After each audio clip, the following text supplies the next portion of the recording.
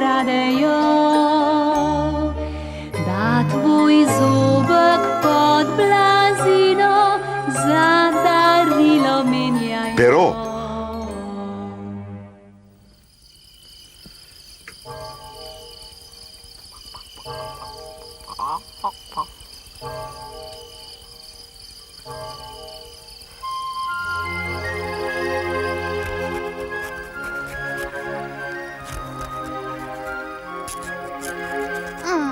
Če pero ne piše, je pisanje domačih nalog dvakrat težje.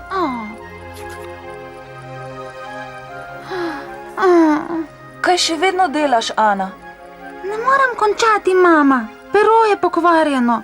Poglej. Ana ni popackala samo svojega zvezka. Popackala je tudi Gizelco, zobno miško. Pridi, Ana, čas je za spanje. Prav, mama.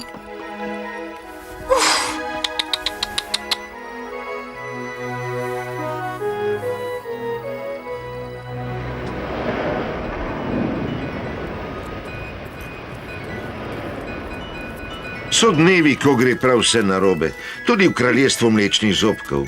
Elza, kraljica zobnih mišk, je verjela, da besedi ne morem ne obstajata. Je to vse, kar zmorete? Ana s temi ne bo mogla pisati. Gregor, kaj se dogaja? Veste, izdelava pires je vražje zapleten postopek. Ja, vaše veličanstvo, in moramo še... Tiho! Mlade miši naj ne cvilijo, če jih ne ugovorim. No, Gregor, kaj predlagaš? Ja, no, nekaj pa res lahko storimo.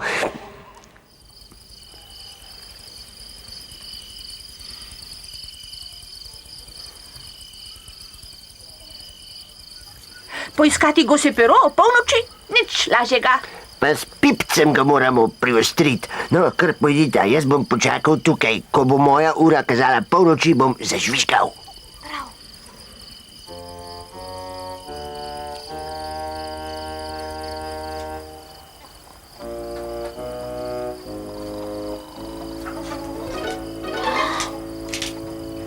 O, Tine, je to goska ali gosak? Aha, polnoč je. Gosak Mirko ni bil preveč navdušen nad tem, da mu izreka puljo peresa. In kdo lahko kaj očita? Saj to boli! Kaj se dogaja, dragi?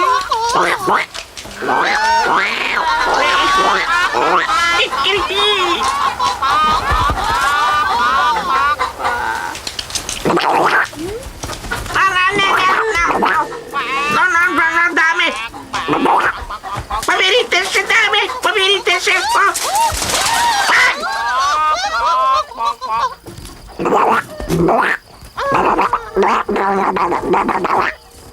Kaj pa je to? Ura bije polnoč, Arturjeva ura ni točna. Kokoši so pobegnile iz kurnika in čas je, da jih tudi Tine in Gizelca posnemata.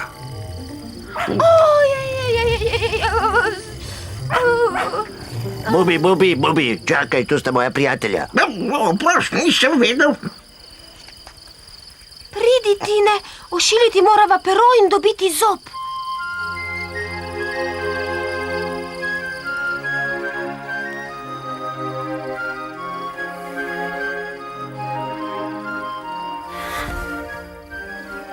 Lahko se pohvalimo, in to drži, da so zobni miški in Artur imenitna ekipa. Naslednji dan Ana ni imela nobenih težav več. Ana, to je čudovito. Kako nenavadno pero.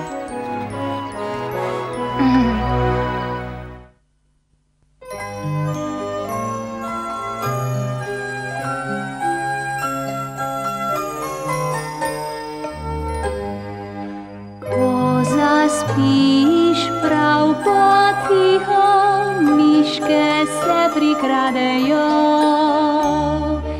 da tvoj zobek pod blazino za darilo menjajo.